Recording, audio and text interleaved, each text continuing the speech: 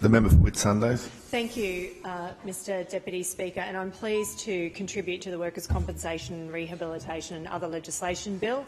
And I'd firstly like to start by acknowledging the work of the committee, the Chair, Deputy Chair, the Secretariat of the Education and Employment and Training Committee. The committee report was thorough and did outline significant research, I think, that supports the objectives of this legislation. It's also, I certainly also want to highlight that the importance of this legislation is that it provides a recognition and a validation of the role that first responders play and the critical role that they play across our community. And also would like to acknowledge those in the House who have served as first responders, and in particular across my own electorate, Mackay and the Whitsunday electorate, which takes in parts of the Northern Beaches, of all the first responders that operate there and do play such a critical role in keeping us all safe, but also responding in the most dire times of need. It's also important to highlight that the implications from potential trauma, whether that be cumulative or one-off trauma, is now recognised with these improved pathways for claimants to access the work cover scheme and provisions.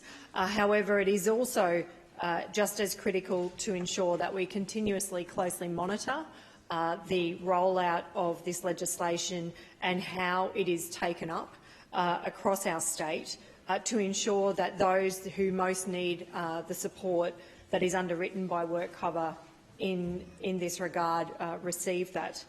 The social and economic cost to individuals and their families more broadly across our community, those that live with post-traumatic stress disorder, without support or assistance, would be significant detrimental both to their individual health but also their friends, family and work colleagues.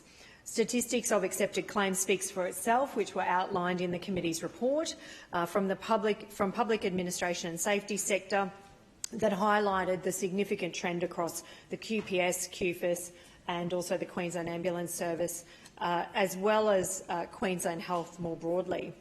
Dealing with more complex and traumatic circumstances across our community, in particular the response to domestic homicide, to the increase in suicide statistics and also child abuse across our community, we recognise that many of these first responders do suffer significantly and do need to be recognised and looked after. I'd also like to highlight and welcome the committee's recognition of coal workers who are required to perform first responder duties in the event of mine accidents, and acknowledge also my colleague's comments, the member for Burdekin. Whilst we know the mining industry more broadly across our state works towards zero harm, it is a high-risk industry, and this has been demonstrated through the tragic circumstances surrounding Grosvenor in 2020 of 5 miners that received significant injuries and burns, as well as in 2020 at Curragh Mine with a fatality from a crush injury whilst carrying out maintenance works, and also in 2019 at Carbra Downs with a fatality from a roof fall at the face of a longwall. And I know myself and many in the House have inspected coal mines and underground mines, and it is a dangerous and risky profession. And I also do want to highlight and recognise the concerns raised by the CFMEU, who don't feel that this legislation goes far enough. We do understand that at times workers in those high-risk sites are exposed to what is significant risk, in particularly if there is an accident, and they may not be deemed as first responders, but yet they are first on the scene. And we do recognise that there are still the traditional avenues to access work cover on the back of any impact of an incident. I'd also like to recognise the work, and it was outlined before by the member of Southport, of our child protection officers and our youth justice officers across the state, and the significant exposure that they have to traumatic incidences and also the cumulative impacts of continuing having to investigate child abuse and neglect in the most saddest of circumstances. I also acknowledge the submissions and concerns raised by local government, who do operate, if you like, a frontline service of sorts. And I know that many former colleagues across local government as well at different times have had to come into contact with what has been challenging and traumatic circumstances as well, and I acknowledge the concerns that local government have raised.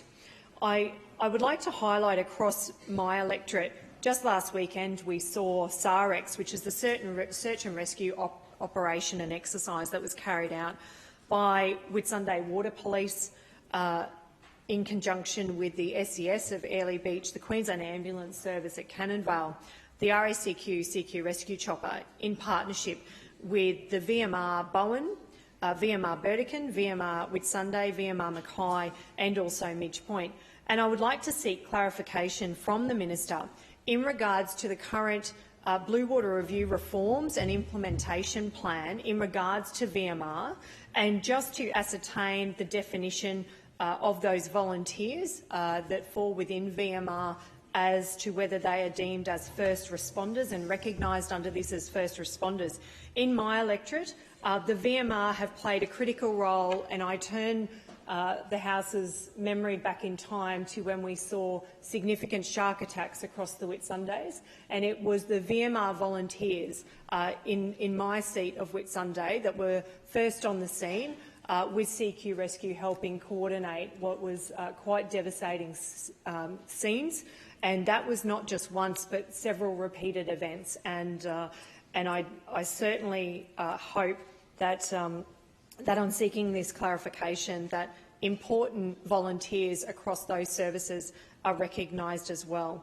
I think it's very important that we consider over the course of the next 12 months, and I look forward to the Minister tabling the report of how we've seen this roll out and how we've seen this improve outcomes for first responders across our community, but also to identify if there have been any unintended consequences as a result of this legislation. It's important that that is also evaluated and assessed.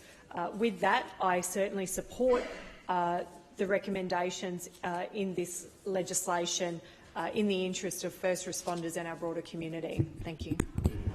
Mr. Speaker. Member for Ipswich West. Thank you very much, Mr. Acting Deputy Speaker.